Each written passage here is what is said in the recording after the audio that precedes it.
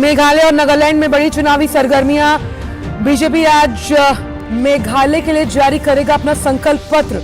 त्रिपुरा में कल होने वाले मतदान के लिए चुनाव आयोग की तैयारियां जारी। सीमावर्ती इलाकों में कड़ी चौकसी।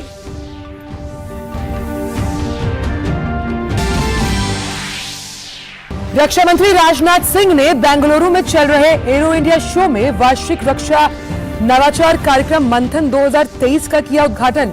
डिफेंस इंडिया स्टार्टअप चैलेंज 9 शुरू करने की घोषणा। वहीं बंधन समारोह में देशी विदेशी कंपनियों के बीच 250 से ज्यादा समझौते होने की उम्मीद। आज से शुरू हुई सीबीएसई की 10वीं और 12वीं बोर्ड की परीक्षाएं। 38 लाख से अधिक विद्यार्थी परीक्षाओं में शामिल। देश विदेश से 7,000 से अधिक परीक्षा केंद्र बनाए गए।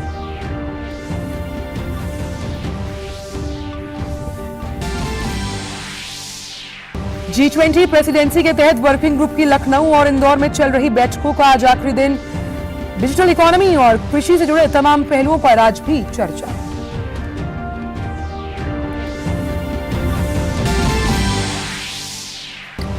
और T20 महिला वर्ल्ड कप में आज भारत वेस्ट इंडीज के बीच मुकाबला। केप टाउन के पिच पर चोट से उबर कर लौट सकती हैं स्मृति मंधाना।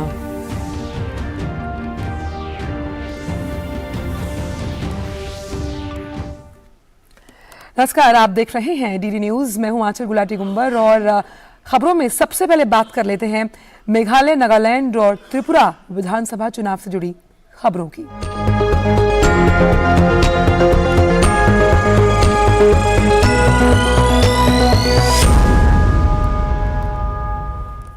तो त्रिपुरा में कल होने वाले विधानसभा चुनाव की सभी तैयारियां पूरी कर ली गई। चुनाव कर्मचारी आज चुनाव सामग्री के साथ मतदान केंद्रों के लिए रवाना होंगे। राज्य में कुल 3,327 मतदान केंद्र बनाए गए हैं। निर्वाचन आयोग ने शांतिपूर्ण मतदान सुनिश्चित करने के लिए सभी मतदान केंद्रों पर केंद्रीय सशस्त्र पुलिस बल तैनात किए हैं। राज्य में सीमा सुरक्षा बल भी भारत बांग्लादेश सीमा पर कड़ी निगरानी रखे हुए हैं। वहीं त्रिपुरा के साथ साथ नागालैंड और मेघालय में भी चुनावी सरगर्मी काफी बढ़ गई। 27 फरवरी को दोनों ही राज्यों में चुनाव होंगे। आज बीजेपी मेघालय के लिए अपना घोषणा पत्र जारी करेगी। मेघालय में कुल 21,61,000 मतदाता हैं। इनमें से 81,000 से अधिक 18 से 19 वर्ष आयु वर्ग के मतदाता हैं। मेघालय चुनाव में कुल 13 राजनीतिक दल भाग ले रहे हैं। चुनावी मैदान में सबसे ज्यादा BJP, Congress, National People's Party और तृणमूल कांग्रेस के प्रत्याशी हैं। बीजेपी और कांग्रेस सभी 60 सीटों पर चुनाव लड़ रही हैं, जबकि तृणमूल कांग्रेस ने 56 उम्मीदवारों को मैदान में उतारा। मुख्यमंत्री कॉनराड के संगमा की अगुवाई वाली नेशनल पीपल्स पार्टी ने 57 उम्मीदवार चुनावी मैदान में उतारे हैं। तो अगर बात मेघालय की करें तो यहां पर चुनावी रंग रफ्तार पकड़ने लगा। 60 सीटों पर चुनाव होना है और बीजेपी सभी सीटों पर अकेले ही चुनाव लड़ रही है। मेघालय के सियासी रण में संगीत को नहीं भुलाया जा सकता, क्योंकि ये मेघालय की आत्मा है। देखिए हमारे संवाददाता विशाल बैरिस्टो की शिलोंग से ये खास रिपोर्ट।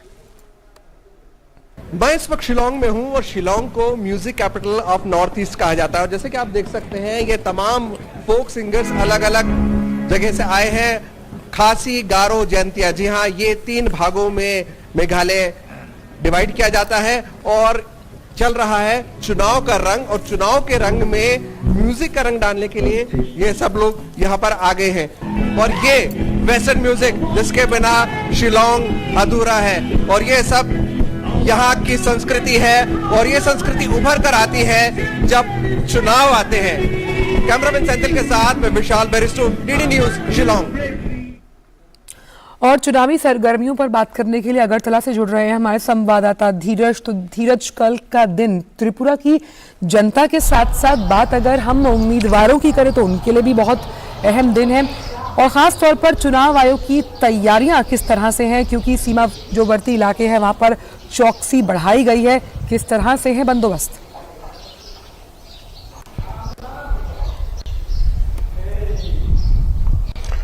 बिल्कुल आपने सही कहा। चुनाव आयोग ने पूरी तैयारी कर ली है। और मैं आपको जानकारी के लिए बता दूं कि जो त्रिपुरा जो राज्य है, त्रिपुरा राज्य का जो 20% जो सीमा क्षेत्र है, 20% जो सीमा क्षेत्र है वो असम और मिजोरम से लगा हुआ है और 80% जो क्षेत्र है वो बांग्लादेश से लगा हुआ है। तो इन सीमा क्षेत्रों को सील कर दिया गया है, असम और मिजोरम के सीमा क्षेत्र को भी सील कर दिया गया है ताकि कोई भी असामाजिक तत्व त्रिपुरा राज्य में प्रवेश ना कर सके। यहाँ जो होटल है त्रिपुरा राज्य में, उन सारे होटल के जो मालिक हैं उनको हिदायत दे दी गई है, इलेक्शन कमीशन से ये खबर दे दी गई है कि जो भी लोग आपके होटल में रह रहे हैं उसकी तत्काल हमें जानकारी दें कि कौन कौन से लोग हैं।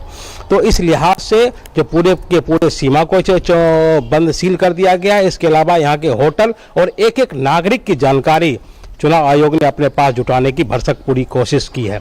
और जहाँ तक सुरक्षा की बात है, सुरक्षा के लिए यहाँ 400 कंपनियां जो है वो बुलाई गई है। लगभग 30,000 CAPF के सुरक्षा बल पूरे त्रिपुरा में चौकस है, हर जगह मुस्तैद है। 252 नाके लगाए गए हैं और हर नाके पर पुलिस बल को जो सुरक्षा बल है उनको तैनात कर दिया गया है। इसके अलावा मतदान कर्मी लगभग 31,000 मतदान कर्मी 3,227 मतदान केंद्रों की तरफ बढ़ रहे हैं। बहुत लोगों ने EVM की मशीन लेकर आगे बढ़ना शुरू कर दिया है और कुछ लोगों को अभी जाना बाकी है। तो चुनाव आयोग ने कैसे यहाँ शांतिपूर्ण मतदान हो उसकी तैयारी की है, क्योंकि साल 2018 के चुनाव में प्रचार से लेकर चुनाव तक लगभग जो 300 जो घटनाएं हुई थी वो हुई थी। जो चुनाव के दौरान जो अशांति की घटनाएं हुई थी उसको रोकने के लिए चुनाव बल ने काफ़ी तैयारी की है। और अभी तक जो चुनाव आयोग ने हमें जो आंकड़ा दिया है वो अभी तक छिटपुट मात्र 100 घटनाएं त्रिपुरा में हुई है। उस लिहाज से अगर कहा जा सकता है तो इस बार जो चुनाव आयोग है पिछले साल 2018 के मुकाबले में मुस्तैद है और उनकी ये कोशिश है कि कैसे यहाँ पे निष्पक्ष और शांतिपूर्ण मतदान हो। मतदान के लिए सारी तैयारियां हैं, महिला वोटर्स के लिए सारी तैयारियां हैं, पिंक वोटर्स बनाए गए हैं, मॉडल बूथ बनाए गए हैं, बुजुर्गों के लिए, युवाओं के लिए, महिलाओं के लिए, विकलांगों के लिए, जो दिव्यांग जिसे हम कहते हैं उनके लिए सारी सुविधाएं चुनाव आयोग ने पूरी कर ली है ताकि यहाँ पे अधिक से अधिक मतदान हो सके। क्योंकि पिछली बार हालांकि पिछली बार भी यहाँ काफी संख्या में मतदान हुआ था, लगभग 89% मतदान। आपके पास वापस आऊंगी, आपसे टिपरा मोथा पर भी बात करनी है मुझे, जो भावुक अपील की गई है उनके चीफ द्वारा। लेकिन हमारे साथ विशाल बैरिस्टो शिलोंग से जुड़े हुए हैं। विशाल, अब से कुछ ही देर में संकल्प पत्र जारी करने वाली है भाजपा, क्या कुछ चुनावी हम कह सकते हैं इसमें घोषणाएं हो सकती हैं तमाम जनता के लिए वहां पर?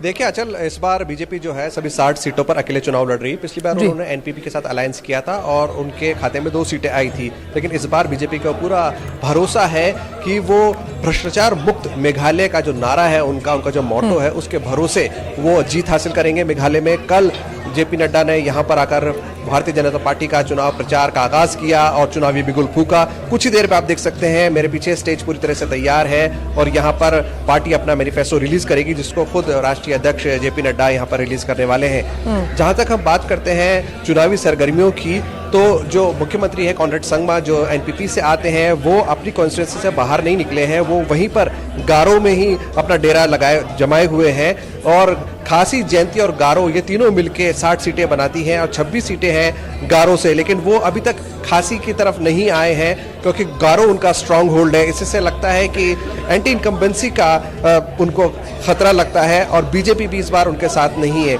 कल जेपी नड्डा ने जब चुनावी रैली करी तो उन्होंने कहा कि मेघालय जो है वो विकास के मामले में जरा पिछड़ गया है क्योंकि प्रधानमंत्री नरेंद्र मोदी का हमेशा से विजन रहा है look east act east policy और खास तौर से पूर्वोत्तर के राज्यों में उन्होंने तेजी से विकास किया।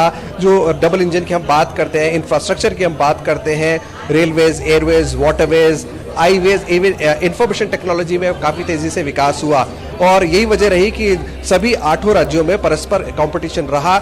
लेकिन मेघालय कहीं ना कहीं पिछड़ता हुआ दिखा क्योंकि भ्रष्टाचार उसके लिए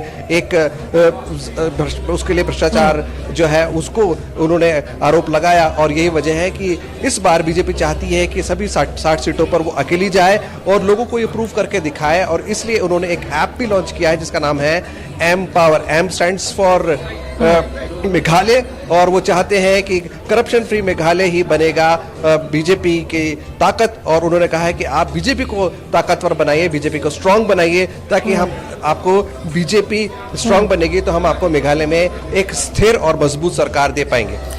विशाल, हमने कई रैलियों में जिस तरह से जेपी नड्डा चुनावी प्रचार में उतरे हैं, उन्होंने साफ तौर पर कहा कि जो अगर टीएमसी का जिक्र किया जाए तो कैसे टोलबाजी, करप्शन और कांग्रेस तो किसी के साथ दिखती ही नहीं यहाँ पर। उस लिहाज से आपको क्या लगता है कि घोषणा पत्र में इससे जुड़ी क्या क्या अहम बातें हो सकती हैं, खास तौर पर जो मतदाता हैं उन्हें रिझाने के लिए?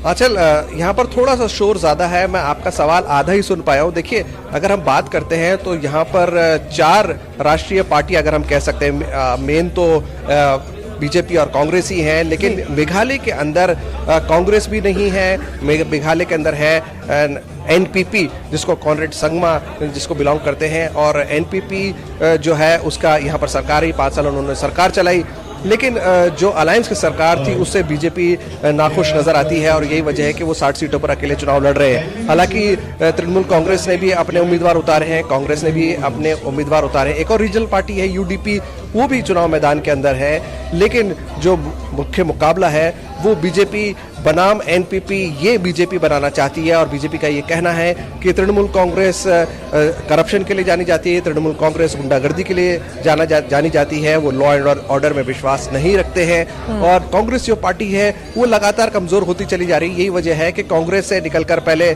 जो पीएक संगमा थे वो चले गए नेशनल कांग्रेस में, और उसके बाद उन्होंने अपनी एनपीपी बनाई। तो कांग्रेस का ही ऑफशूट है टीएमसी और एनपीपी, अगर हम देखें तो ये वजह है कि अगर कांग्रेस के अंदर लोगों को भरोसा नहीं है तो आप बीजेपी पे भरोसा दिखाएं, क्योंकि अगर बीजेपी स्ट्रांग होगी तभी मेघालय स्ट्रांग होगा, और मेघालय की जो स्ट्रेंथ है वो होगी प्रधानमंत्री नरेंद्र मोदी, जो पूरी दुनिया में इस बात को साबित कर चुके हैं कि भारत उनके नेतृत्व में कितनी तेजी से आगे बढ़ रहा है। अमेरिका, फ्रांस और बाकी यूरोप के देश जब उनकी अर्थव्यवस्था पिछड़ रही है, ऐसे में भारत की अर्थव्यवस्था 6.3 की रफ्तार से आगे बढ़ रही है, और ये एक अच्छी स्पीड मानी जा सकती है अगर हम इस बात पर नजर रखें कि किस तरह से पैंडेमिक ने पूरी दुनिया को नुकसान पहुंचाया, और उसके अलावा जो यूक्रेन और रूस के बीच की लड़ाई थी उसके मद्देनजर अगर हम बात करते हैं इस्पात की, तो आज भारत दूसरे नंबर पे है। और अगर हम बात करते हैं मोबाइल मैन्युफैक्चरिंग की, तो उसमें भी हम तेजी से आगे बढ़ रहे हैं, और पहले 3 पायदान पर भारत आपको खड़ा हुआ दिखेगा। ये चमत्कार हुआ है पिछले 8 सालों के अंदर, और ये एक कैपेबल और एबल लीडर की पहचान है जिनका नाम है प्रधानमंत्री नरेंद्र मोदी। हम उस पर भी नजर बनाए हुए हैं कि बहुत अहम यहाँ पर एक ही विकास के मुद्दे मेघालय में पर कब आएंगे, क्योंकि प्रधानमंत्री नरेंद्र मोदी का जो स्टाइल है वो यही होता है कि लास्ट मोमेंट पे आके वो बीजेपी के लिए करिश्मा करके दिखाते हैं, उनकी प्रेजेंस से काफी फर्क पड़ता है। तो बीजेपी को पूरा भरोसा है कि इस बार वो पिछली बार के मुकाबले अच्छा प्रदर्शन करेगी। बिल्कुल, तो कुछ ही देर में संकल्प पत्र जारी होगा तो हम आपके पास वापस आएंगे विशाल, लेकिन आप नजर बनाए रखिएगा क्योंकि धीरज भी जुड़े हुए हैं। त्रिपुरा में भी चुनावी सरगर्मियां जो हैं वो सर चढ़कर बोल रही है। तो मेरा सवाल धीरज आपसे जब विशाल के पास में जा रही थी तो ये था कि यहाँ पर जो मुकाबला है वो त्रिकोणीय है। अगर त्रिपुरा की बात करें, टिपरा मोथा ने अभी हाल ही में जो ये बयानबाजी की है उनके चीफ ने, कि एक भावुक अपील है, ये मेरा आखिरी चुनाव हो सकता है, उस लिहाज से किस तरह का सियासी समीकरण अब आप वहां पर बदलते हुए देख सकते हैं, क्योंकि चुनाव के मतदान को लेकर तो बहुत कम समय अब रह गया है।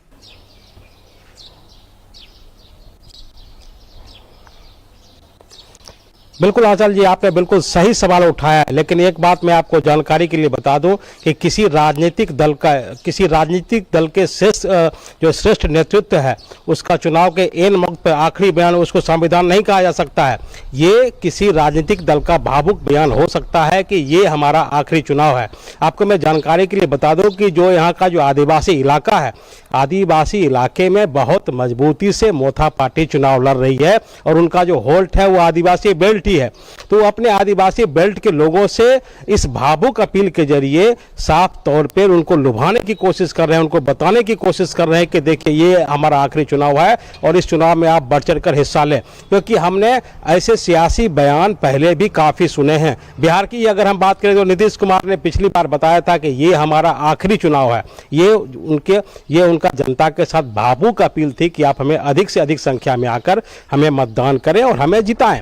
तो ऐसा ऐसा ही राजनीतिक बयान अभी जो मोथा के श्रेष्ठ जो नेतृत्व है उन्होंने जनता के बीच दिया है। हालांकि इस जो घटना है, ये जो घटनाक्रम है, इस घटनाक्रम को आप दूसरे नजरिए से भी देख सकते हैं, क्योंकि यहाँ 42 सीटों पर मोथा पार्टी चुनाव लड़ रही है और उनका किसी पार्टी से अभी कोई गठजोड़ नहीं बना है या अभी वो अकेले चुनावी मैदान में है। तो उस बीच क्या हुई है, एक घटना हुई है कि रामनगर की रैली में जो उनके जो उम्मीदवार हैं वो सीधे सीधे सीपीएम और कांग्रेस का जो चुनाव अभियान चल रहा था उसके बीच में चले गए। उसमें कांग्रेस पार्टी के नेता भी शामिल थे, उनके कार्यकर्ता भी शामिल थे। तो इस लिहाज से भी मोथा पार्टी को अपने ही कार्यकर्ताओं से एक परेशानी दिख रही है। उन्हें लग रहा है कि हमारे जो कार्यकर्ता है, हमारे जो लोग हैं वो सीपीएम और कांग्रेस की रैली में चले जा रहे हैं, जबकि सीपीएम और कांग्रेस के साथ हमारा कोई समझौता तो नहीं है अभी चुनाव से पहले। तो इस लिहाज से तो इस बयान को, दोनों घटनाक्रम को एक साथ जोड़कर देखा जा सकता है। ऐसा कहा जा सकता है कि जो मोथा पार्टी का जो उनका जो वोटर है, उसका जो लोग हैं, जो ट्राइबल लोग हैं। बिल्कुल, लेकिन धीरज एक बात यहाँ पर ये भी है, क्योंकि आप इतने समय से वहां पर है कि ये जो गठबंधन है ये अपने आप में समझ से परे था, क्योंकि दोनों ही एक दूसरे के धुर विरोधी हैं जब हम लेफ्ट का जिक्र करते हैं और कांग्रेस का, क्योंकि विचारधारा ही अलग है। तो क्या ये गठबंधन जब चुनाव का रिजल्ट आएगा तो आने वाला भविष्य तय करेगा कि भाई आप भाजपा के खिलाफ सिर्फ चुनौती पेश करने के लिए मैदान में उतरे थे, मुद्दों से आपका कोई लेना देना नहीं है?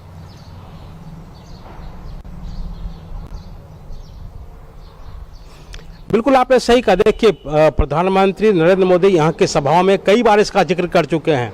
गृह मंत्री भी कई बार जो दोनों जो गठजोड़ है, कांग्रेस और जो सीपीएम का जो गठजोड़ है, इस पर जिक्र कर चुके हैं। प्रधानमंत्री ने तो अभी अगरतला की रैली में साफ तौर पे कहा था कि केरल में कुश्ती और त्रिपुरा में दोस्ती। केरल में आप एक आमने सामने आप फाइट कर रहे हैं, पश्चिम बंगाल में आप आमने सामने फाइट करते हैं और त्रिपुरा में आके दोस्ती करते हैं। दूसरी चीज़ मैं आपको बता दूं कि जो त्रिपुरा की अगर हम बात करें तो त्रिपुरा में और जो कांग्रेस और लेफ्ट के बीच में राजनीतिक रंजिश के कारण जो संघर्ष हुआ है, राजनीतिक संघर्ष हुआ है, उस राजनीतिक संघर्ष में कई लोगों ने अपनी जान गंवाई है। एक विधानसभा में 30 से 35 लोगों ने राजनीतिक संघर्ष में अपनी जानें गंवाई है। तो ऐन वक्त पर भाजपा से मुकाबला करने के लिए ये जो आपने गठजोड़ किया है, और इस गठजोड़ का जो वोटर है वो इस बात को भूल जाएगा। अगर आप, सिंपल सी बात है कि ये आप सोच सकते हैं कि अगर किसी ने अपने को खोया है, किसी ने अपने बाप को खोया है, किसी ने अपने पति को खोया है, तो क्या आपको लगता है कि जो चुनावी बिसात पर वो दोनों के दिल मिल जाएंगे, दो वोटर्स के दिल मिल जाएंगे और एक पार्टियों के लिए वोट करने के लिए चले जाएंगे? ऐसा कहना बहुत ही मुश्किल है, क्योंकि बीते 30 साल के सीपीएम के दौर में कांग्रेस और जो सीपीएम के बीच में जो राजनीतिक हिंसा का जो दौर है वो काफ़ी मजबूत रहा है, और इसके लिए इतिहास भी गवाह है, इतिहास साक्षी है कि इस दौर में यहाँ के स्थानीय लोगों ने अपनी जानें गंवाई है। जी बिल्कुल, तो आप विशाल नज़र बनाए रखिए, क्योंकि लगातार जो सियासी प्रकरण है वो वहाँ पर बदलता हुआ, और कल का दिन तो त्रिपुरा के लिए काफ़ी अहम, और अभी कुछ ही देर में मेघालय में संकल्प पत्र जारी किया जाएगा भाजपा द्वारा। उस पर भी तमाम अपडेट्स हम अपने दर्शकों को देंगे, लेकिन फिलहाल इन तमाम जानकारियों को हमसे साझा करने के लिए धीरज आपका अगरतला से और शिलोंग से विशाल बैरिस से जुड़ने का बहुत बहुत शुक्रिया। और फिलहाल खबरों में वक्त एक छोटे से ब्रेक का। दीदी नौकरी लग गई। अरे वाह, बधाई हो। तो अब तो ढेर सारी शॉपिंग। हाँ दी, नया मोबाइल। अरे रुको शहजादे, सैलरी से पहले खर्चे। इंस्टेंट लोन भी तो मिलता है। पहले बजट बनाना सीखो, फिर खर्च करो।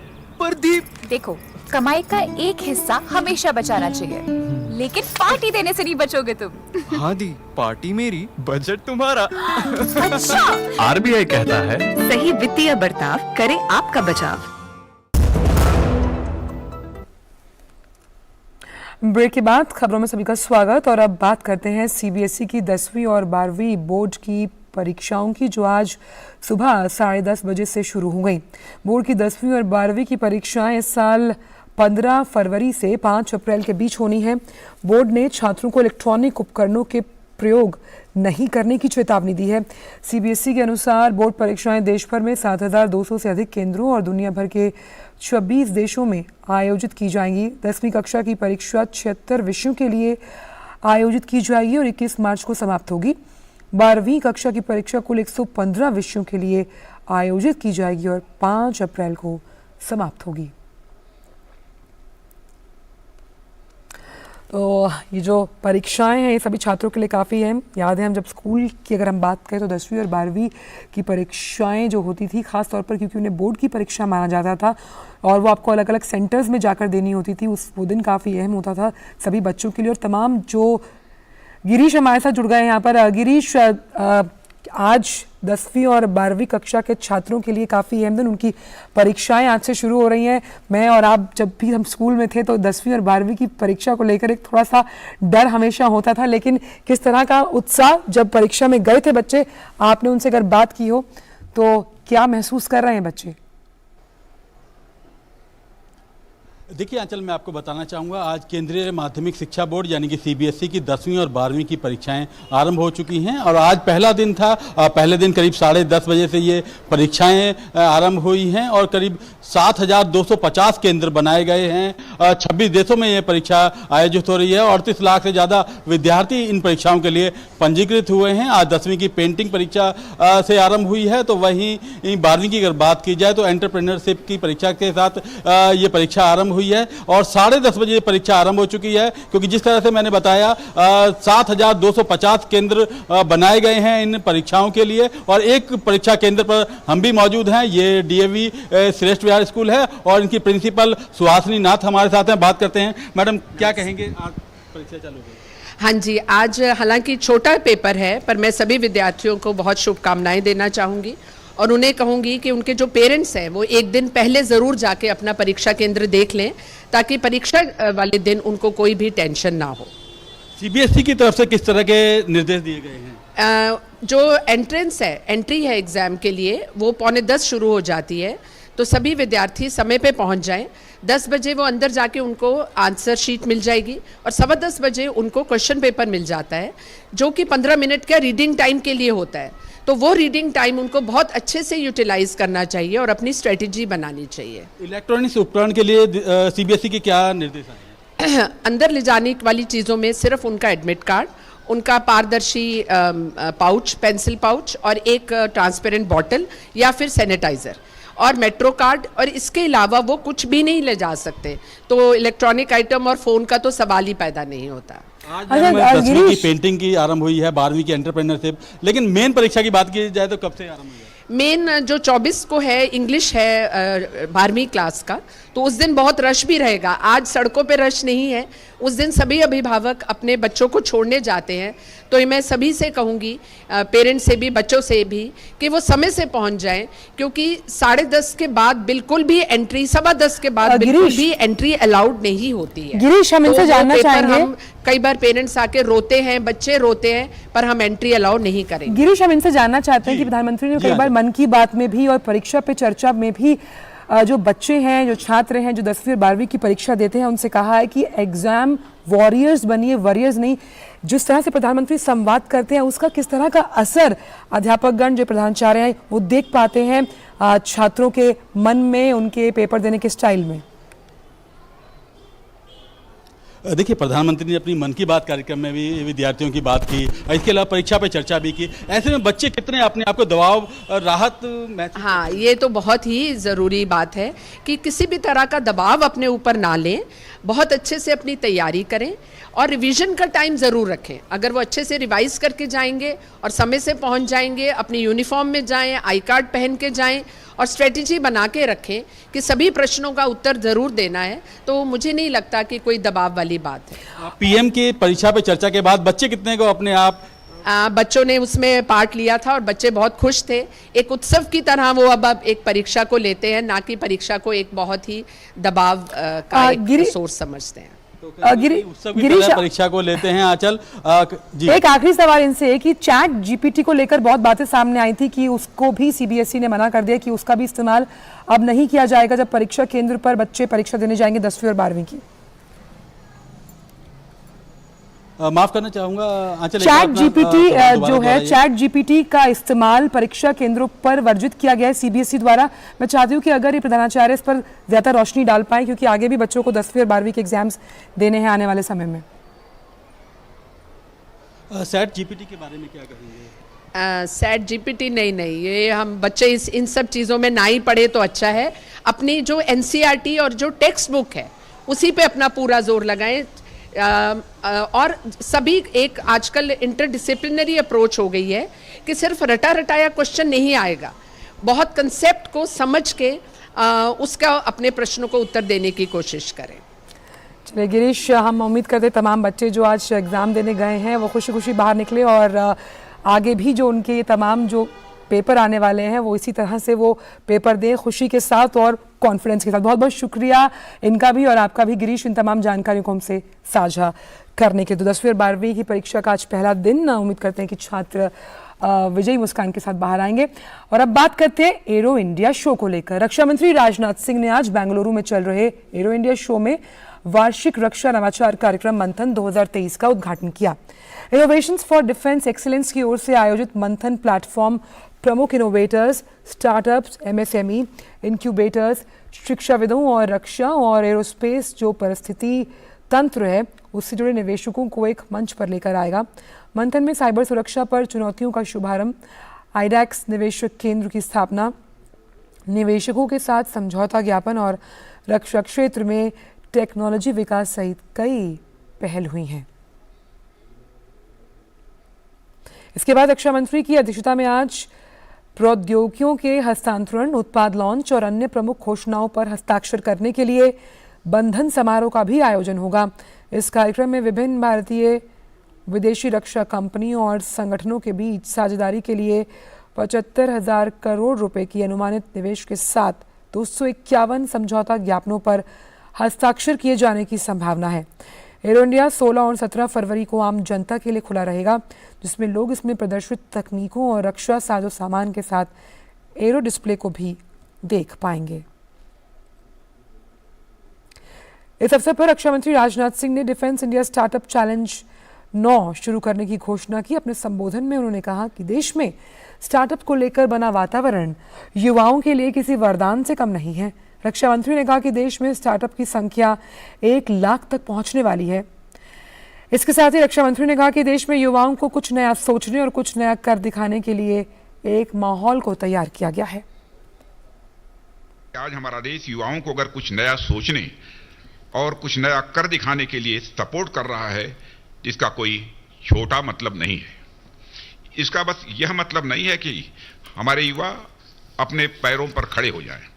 इसका मतलब बस यह भी नहीं है कि हमारे युवाओं को रोजगार मिल जाए और वे कुछ रोजगार औरों के लिए भी पैदा कर सकें। कुछ है जो इन सबसे भी महत्वपूर्ण है, जिसे हमारे देश को तलाश है, और वह महत्वपूर्ण चीज है हमारे युवाओं के भीतर से एक जेम्स वाट, एक Newton, Edison, Einstein, C V Raman, J C Bose या डॉक्टर होमी जहांगीर भाभा को खोज निकालना, जो इतिहास की धारा को मोड़ सकें और मानवता को कुछ नई और मीनिंगफुल चीज दे सकें।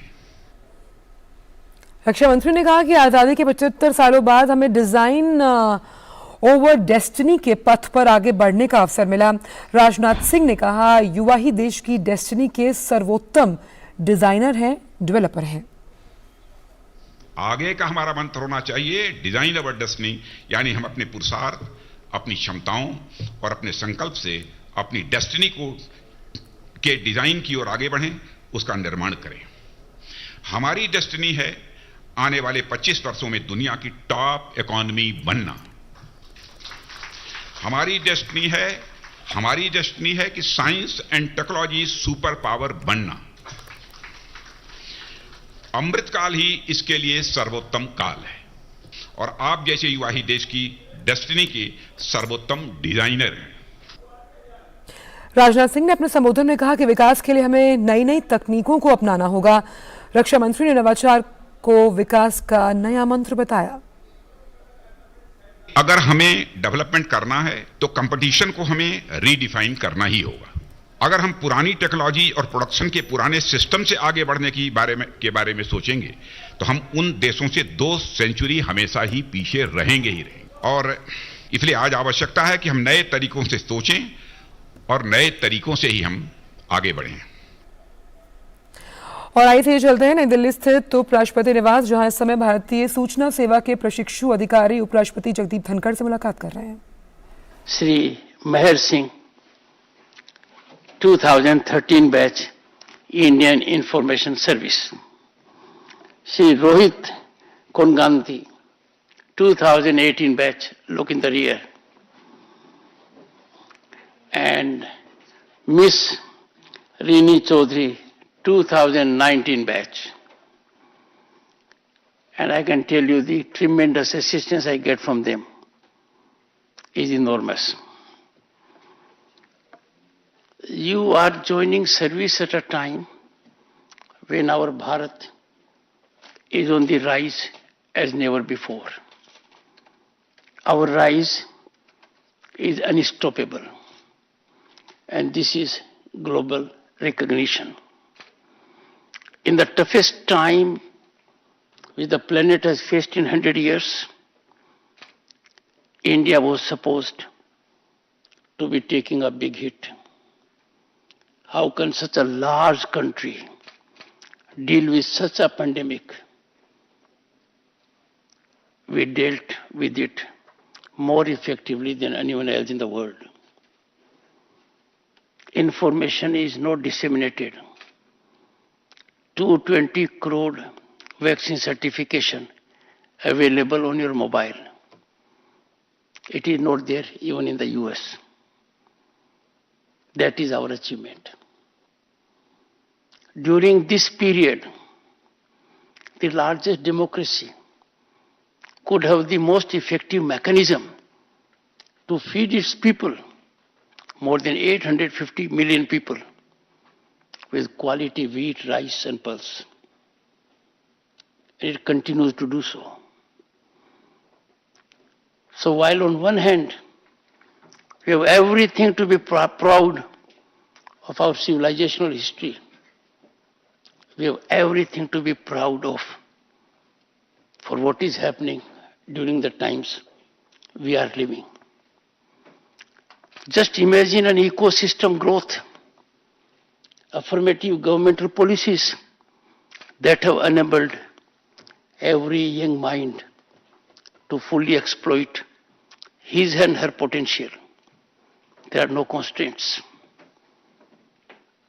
India, therefore, is rightly reckoned in the world as a land of opportunity and land of investment. But all this can be muddied if our information mechanism is not strong. Imagine, and it will be fresh in your minds, when we were battling COVID, narrative was, where is COVID? It's a political tool to sidetrack the issues facing the nation. We all faced it. COVID did come. The government was right. How can your vaccine be effective? Why don't you get vaccines from outside? Those who advocated those vaccines are in the dock. And our vaccines have done magic to us. We help the तो आप सुन रहे थे उपराष्ट्रपति जगदीप धनखड़ को, जो वहां इस समय भारतीय सूचना सेवा के जो प्रशिक्षु अधिकारी हैं उनके साथ उन्होंने मुलाकात की और वो संबोधन दे रहे थे कि ये जो भारत की संस्कृति है हमें उस पर गर्व करना चाहिए और तमाम जो प्रशिक्षु हैं वो आगे आने वाले समय में बेहतरीन काम करेंगे जब वो अपनी प्रणाली से जुड़ जाएंगे। आइए अब रुक करते हैं अन्य खबरों को और बात करते हैं G20 से जुड़ी बैठकों को लेकर। इंदौर में चल रही G20 कृषि कार्य समूह की पहली बैठक का आज अंतिम दिन। 3 दिन की इस बैठक के अंतिम दिन आज 4 महत्वपूर्ण विषय, खाद्य सुरक्षा और पोषण, टिकाऊ कृषि के लिए जलवायु आधारित दृष्टिकोण, समावेशी कृषि के लिए वैल्यू चेन और खाद्य प्रणाली के अलावा कृषि परिवर्तन के लिए डिजिटल परितंत्र पर चर्चा होगी। इस बैठक में भाग लेने के लिए सिर्फ G20 देशों से ही नहीं बल्कि आमंत्रित देशों और राष्ट्रीय अंतर्राष्ट्रीय कृषि क्षेत्र से जुड़ी संस्थाओं के 98 डेलीगेट्स भाग ले रहे हैं।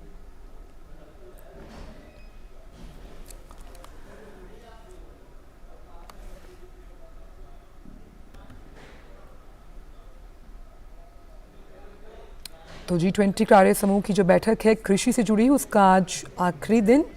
3 दिन तक ये बैठक चली और आज 4 जो अहम सत्र हैं उन पर चर्चा होनी जरूरी। तो देखिए किस तरह से संस्कृति का एक मुजाहिरा हमने देखा कैसे जो विदेशी डेलीगेट्स हैं उनका स्वागत किया गया। लगातार सुबह से ही आदित्य हमारे साथ जुड़े हुए हैं। आदित्य, क्या पहला सेशन हो चुका है? अगर उसके अपडेट्स आपके पास हैं तो प्लीज़ हमसे और हमारे दर्शकों से साझा करिए। बिल्कुल, पहला सेशन हो चुका है और खाद्य सुरक्षा और पोषण पर हुआ है पहला सत्र। अब डेलीगेट्स बाहर निकल आए हैं और बहुत महत्वपूर्ण चर्चा हुई है। एक डेलीगेट्स हमारे साथ अनीता जी हैं और अंतर्राष्ट्रीय स्तर पर जो कृषि क्षेत्र में काम करती हुई संस्थाएं हैं वो भी चूंकि इसमें भाग ले रही हैं, उसमें डेलीगेट्स भी आ रहे हैं। उनसे ही जानते हैं पहले सत्र में क्या महत्वपूर्ण रहा और किस तरीके से ये कृषि कार्य समूह की जो बैठक है ये अब जब अंतिम दिन में पहुँच रही है तो क्या किन उद्देश्यों के साथ पहुँच रही है।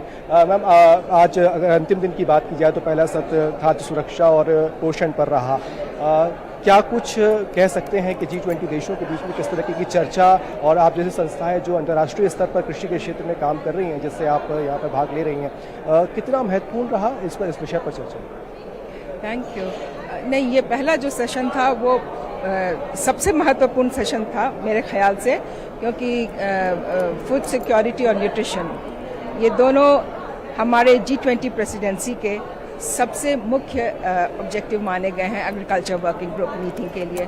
और शायद बहुतों को मालूम भी होगा कि जो हमारा जो मिलेट्स इनिशिएटिव है इंडिया प्रेसिडेंसी का, खासकर प्राइम मिनिस्टर मोदी का, MIIRA लॉन्च किया जा रहा है। ये एक मिलेट्स इनिशिएटिव है, इसका प्रस्ताव रखा गया है इस मीटिंग में। तो मिलेट्स इनिशिएटिव है इस research and advancement of awareness के लिए। तो ऑब्वियसली इसमें कॉन्सेंसस क्रिएट करना पड़ेगा among all the G20 member countries, और हमारी जैसी रिसर्च संस्थाएं इसमें योगदान देंगी सो दैट कि सभी मेंबर कंट्रीज इस पर एकजुट हो सकें, एक मत हो सकें। United Nations already international year of millet 2023 में कर रहा है, लेकिन अगर हम लोग मिलेट्स को मेन स्ट्रीम कर पाएंगे by the end of agriculture working group meeting later in the year, तो मेरे ख्याल से इस सेशन की और इस AWG मीटिंग की सबसे बड़ी उपलब्धि। मॉडर्नाइजेशन की तरफ हम आगे बढ़ रहे हैं, मॉडर्नाइजेशन की बात हो रही है, डिजिटलाइजेशन की बात हो रही है एग्रीकल्चर सेक्टर में। आपको लगता है आने वाले समय में कृषि के भविष्य को अगर देखें तो ये विषय कितने महत्वपूर्ण होंगे खासकर G20 देशों के लिए? और चूंकि आज तीसरा दिन है, ओवरऑल आप 3 दिन से इस बैठकों में शामिल हो रहे हैं, देख रहे हैं, क्या मंथन निकल कर सामने आ रहा है? ये बैठक किस तरीके की दिशा देती हुई दिखाई दे रही है? नहीं, ये बहुत ही अच्छा सवाल है, क्योंकि टेक्नोलॉजी, डिजिटलाइजेशन ये एक ओवर आर्चिंग थीम है। बाय इटसेल्फ ये अपने आप में कोई थीम नहीं है। ये सारे पिलर्स इस मीटिंग के जितने भी पिलर्स हैं, food security, global value chain, sustainable agriculture with a climate smart approach, ये सबको ओवर आर्च करता है। हर एक पिलर में आपको टेक्नोलॉजी, कैपेसिटीज़ और AI एट्सेट्रा की ज़रूरत पड़ेगी। वैसे टिपिकली ये पर्टिकुलर जो पिलर है डिजिटलाइजेशन और AI वगैरह का, वो हमारा 4th पिलर है कॉन्सेप्ट नोट के हिसाब से, तो वो आज के मीटिंग में 4थे सेशन में आएगा। लेकिन उसका ये मतलब नहीं है कि वो सबसे आखिर में हम डिस्कस करेंगे। ये तो ओवर आर्चिंग है और हर एक पिलर में इसकी ज़रूरत पड़ेगी, इंक्लूडिंग जो सेशन अभी ख़त्म हुआ। क्या ये बैठक एक ब्रिज का काम करेगी G20 देशों के बीच में, आपसी सहयोग को बढ़ाने के लिए, नवाचारों को साझा करने के लिए, रिसर्च के क्षेत्र में जिस तरीके से आप काम कर रहे हैं उन रिसर्च को एक दूसरे के साथ साझा करने के लिए? नहीं, G20 तो कोऑपरेशन के लिए बना ही है यह प्लेटफॉर्म। आप देखिए इसका मैंडेट क्या है G20 का, टू डिवाइज वेज, इस तरह के काम के तरीके निकाले जाएं जिसमें कि कोऑपरेशन जो है वो सबसे मेन प्लेटफॉर्म रहता है। इसका कोई सेक्रेटेरिएट नहीं है, इसके कोई कानून वगैरह नहीं बने हुए हैं, सब प्रिंसिपल्स पे चलता है ये मीटिंग। और तो इसीलिए कृषि के क्षेत्र में भी कोऑपरेशन का एलिमेंट जो है वो उभर कर आएगा। और चूंकि ये इंडिया की प्रेसिडेंसी है और इंडिया ने जो थीम्स, आदित्य, हम समझ पा रहे हैं कि जो मीटिंग हुई है, जो सत्र हुआ है, उसमें काफी अहम विषयों पर चर्चा हुई है और पहला सत्र है और अभी 3 सत्र बाकी हैं जिन पर गहन अध्ययन और मंथन होना है। और जिस तरह से ये बता रहे थे कि एक ऐसे इकोसिस्टम की तैयारी की जरूरत है, क्योंकि विकसित और विकासशील देश दोनों ही एक मंच पर यहाँ पर शामिल हैं, तो बहुत कुछ निकलकर सामने आएगा। अभी तो बहुत से और सत्र बाकी हैं। आपके पास वापस आऊंगी, समय मेरे पास कम है क्योंकि मुझे लखनऊ भी जाना है, वहां पर भी G20 की एक बैठक हो रही है। बहुत बहुत शुक्रिया इन जानकारियों को हमारे जो दर्शक हैं उनसे और हमसे साझा करने के लिए आदित्य। तो बात करें हम G20 से जुड़ी तमाम बैठकों को लेकर, आपको लिए चलते हैं लखनऊ, जहां जो डिजिटल इकोनॉमी वर्किंग ग्रुप की बैठक है उसका भी आज तीसरा और अंतिम दिन है। पहले सत्र में डिजिटल स्किलिंग पर चर्चा की जाएगी। आज दूसरे सत्र में जिन मुद्दों पर कल विचार किया गया था उन पर आम सहमति बनाने की कोशिश होगी। कल वर्किंग ग्रुप में डिजिटल पब्लिक इंफ्रास्ट्रक्चर और साइबर सुरक्षा की चुनौतियों पर G20 सदस्य देशों ने अपनी राय व्यक्त की थी। कार्यक्रम समाप्त होने के बाद डेलीगेशन को अवध शिल्पग्राम का दौरा करवाया जाएगा और उसके बाद शाम को उन्हें विदाई रात्रि भोज में शामिल होने का मौका मिलेगा। आज इस वर्किंग ग्रुप की बैठक के नतीजों पर एक विशेष प्रेस कॉन्फ्रेंस का भी आयोजन होगा।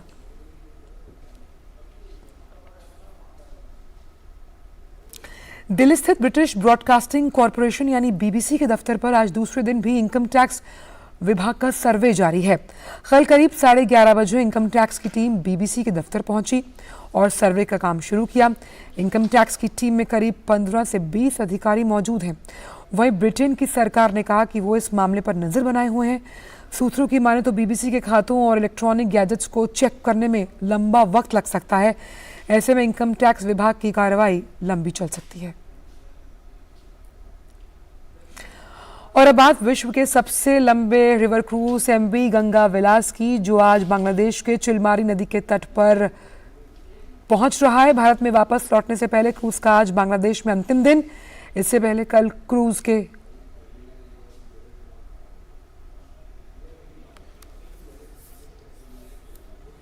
हम पहुंच गए हैं मेघालय, जहां पर जो संकल्प पत्र है वो जो भाजपा अध्यक्ष हैं JP नड्डा वो जारी कर रहे हैं।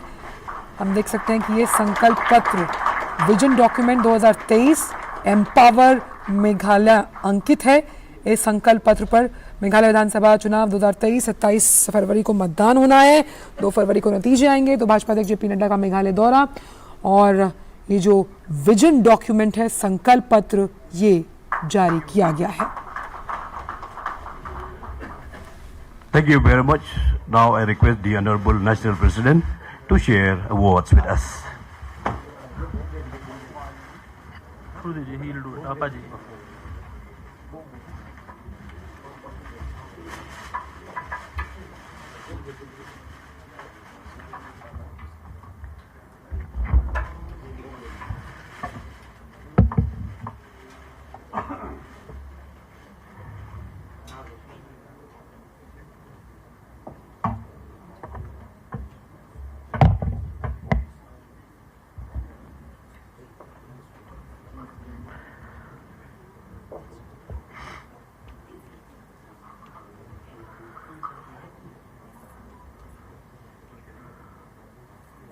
On the occasion of the manifesto release of Meghalaya 2023, here sitting on the dais, our very dynamic and very active State President, Shri Ernest Mauriji, our National Secretary and in charge of Meghalaya and Northeastern area, Shri Rituraj Sinha ji, our candidate from 19 South Shillong and a senior leader and a former minister, Shri Sanabor Shulai ji, my colleague and former minister, Shri A.L. Hek ji, who is the convener of the Election Management Committee, and Himalaya Sham Palyang ji, the co-convener of the Manifesto Committee, respected members on the dais, and the friends from the media, print media and electronic media, and the leaders who represent the various fields and who are the leaders in their own field, the members of present here in the August gathering, and dear friends.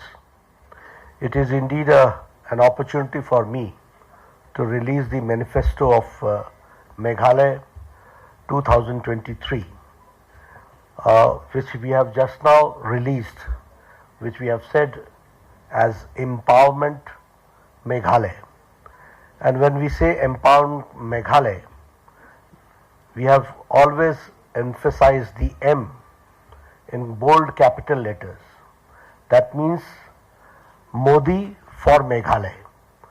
So Meghalaya and Modi, we have to see to it that under the dynamic leadership of Prime Minister Modi, we have tried to see to it, and which we will discuss also when I will be talking to the representatives of the various sections of the society about the development and the investment and the support which the Prime Minister Modi has given. But on this occasion of the release of the manifesto, I would like to share with you that first of all, Meghalaya is a state which is rich in culture, traditions, and a beautiful state, and has got a lot of potential which has been not rightly utilized till date.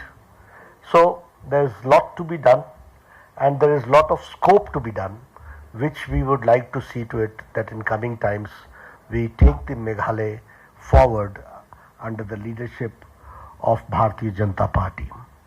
When I say so,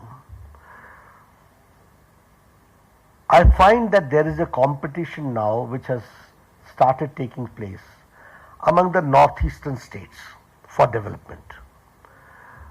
And Meghalaya also is trying to see to it to cope up with it.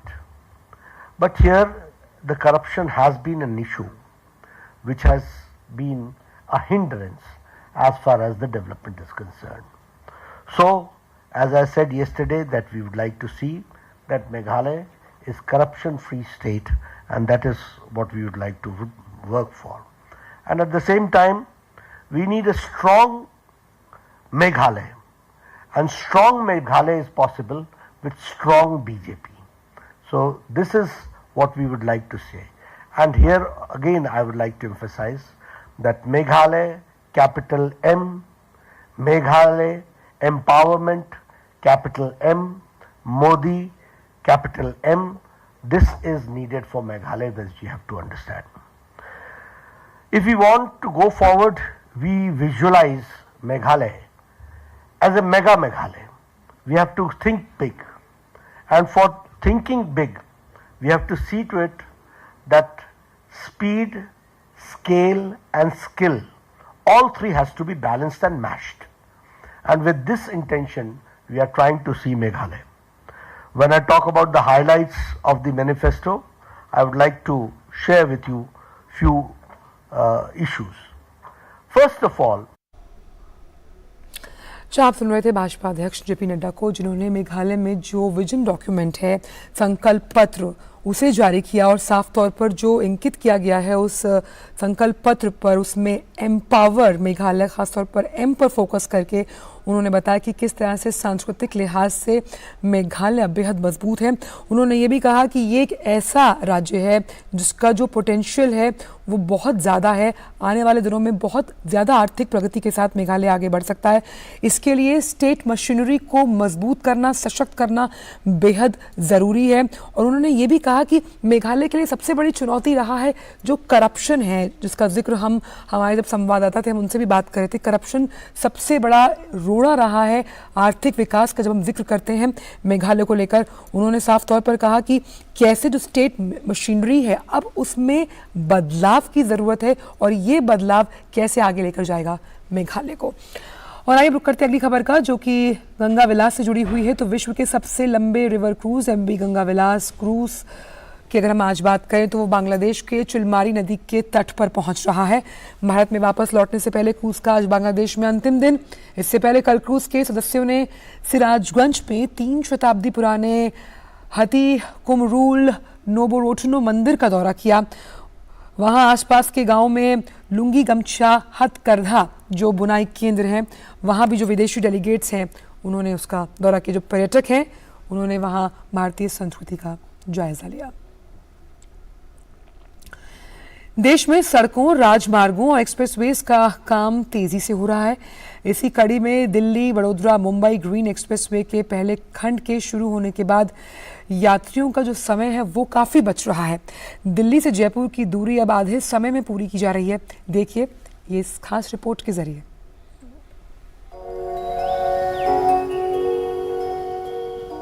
देश के सबसे लंबे green expressway यानी Delhi Vadodara Mumbai expressway के पहले हिस्से का उद्घाटन होने के बाद इस पर वाहन फर्राटे से दौड़ना शुरू हो गए हैं। सोहना से दौसा के बीच के पहले हिस्से को प्रधानमंत्री मोदी ने रविवार को राष्ट्र को समर्पित किया था। इस एक्सप्रेसवे पर वाहन चालक 4 पहिया वाहन 120 किलोमीटर प्रति घंटा की रफ्तार से चला सकते हैं। यही नहीं, इस एक्सप्रेसवे पर इतनी स्पीड में चलने वाले वाहनों के बीच की दूरी सामान्य एक्सप्रेसवे की तुलना में 4 गुना ज्यादा रखी गई है। यानी हाई स्पीड में चलने वाले वाहनों के बीच 250 मीटर की दूरी होना जरूरी है। इस हिस्से के खुल जाने से दिल्ली से जयपुर जाने का समय आधा हो गया है। दिल्ली और हरियाणा से दौसा तक आने वाले यात्रियों को समय के साथ ईंधन की बचत भी देखने को मिली। बहुत ही अमेजिंग और बहुत ही औसम एक्सपीरियंस रहा। बहुत ही शानदार हाईवे बना हुआ है। अप्रोक्सीमेटली 4.5 से 5 घंटे लग जाते थे जयपुर से दिल्ली जाने में। दूरी सर आप देखिए ना, 2 घंटे यहाँ आ गए, 1 घंटे मुझे जयपुर का लगेगा, तो अप्रोक्सीमेटली 3 घंटे यानी 2 घंटे बच गए हमारे। दिल्ली मुंबई एक्सप्रेस हाईवे बनने से हमारे जो फसल है, जो साग सब्जी हैं, फल फ्रूट लगाएंगे, वो सब चीजें दिल्ली पहुंचाने में आसानी रहेगी। अब साग सब्जी खराब होने का डर नहीं रहेगा क्योंकि कम समय में और सब्जी वहाँ पहुँच जाएगी। मैं घाटा से चढ़ा हूँ और बहुत अच्छा रहा, बहुत अच्छा सफर करा। बिल्कुल ये 1.25 घंटे में मैं यहाँ पहुँचा। अब तो पता लगी 1.25 घंटा तो यहाँ से लगा, मेरे हिसाब से तो ज्यादा 45 मिनट या 50 मिनट और लगेंगे जयपुर पहुँचने में। देश के सबसे लंबी ग्रीन कॉरिडोर पर ऑप्टिकल फाइबर केबल, पाइपलाइन, सौर ऊर्जा एवं वाटर हार्वेस्टिंग के लिए खास इंतजाम है। इस दौरान यात्रा करने वाले लोगों ने एक्सप्रेसवे को यातायात के साथ आर्थिक विकास की धुरी बताया। साथ ही ये लोग मोदी सरकार का आभार भी जता रहे हैं। अलवर से जयपुर जा रहे हैं, बस बहुत शानदार 140 पे गाड़ी चली है और मजा आ गया। मेरे हिसाब से 1-1.25 घंटे में अलवर से यहाँ पहुँच गए। मैं हम अलवर से चले हैं, एक्सपीरियंस बहुत बढ़िया रहा। एक्सपीरियंस तो क्या है, गाड़ी की स्पीड हमने जो सेट की उसको ब्रेक भी नहीं मारना पड़ा। फरीदाबाद से आ रहे हैं, जयपुर जा रहे हैं, हार्डली 2 घंटे, पहले 4 घंटे। इस एक्सप्रेसवे पर टोल टैक्स की व्यवस्था अभी नहीं होने के कारण टोल टैक्स नहीं लग रहा है, जिससे यात्रियों को सफर करने में 2 गुना मजा आ रहा है। एक्सप्रेसवे के दोनों तरफ ग्रीन कॉरिडोर विकसित किया गया है। साथ ही सारी अत्याधुनिक सुविधाओं से लैस होने के कारण दिल्ली वडोदरा मुंबई ग्रीन एक्सप्रेसवे भारत के विकास से रफ्तार की कहानी भी कह रहा है। दौसा से संतोष तिवारी की रिपोर्ट, डीडी न्यूज। विदेश सचिव विनय मोहन क्वात्रा बांग्लादेश की राजधानी ढाका पहुंच गए हैं। ढाका पहुंचने पर बांग्लादेश के विदेश सचिव मसूद बिन मोमेन ने विदेश सचिव विनय मोहन क्वात्रा का स्वागत किया। अपनी यात्रा के दौरान विदेश सचिव विदेश कार्यालय परामर्श की बैठक में भाग लेंगे। साथ ही विदेश सचिव बांग्लादेश के विदेश सचिव के साथ राजनीति और सुरक्षा, जल, व्यापार, निवेश और ऊर्जा सहित द्विपक्षीय संबंधों की व्यापक समीक्षा करेंगे। विदेश सचिव की ये यात्रा भारत की पड़ोसी प्रथम नीति के अंतर्गत बांग्लादेश को सर्वोच्च प्राथमिकता दिए जाने के कारण हो रही है। बांग्लादेश विकास के मामले में भारत का शीर्षस्थ साझेदार है।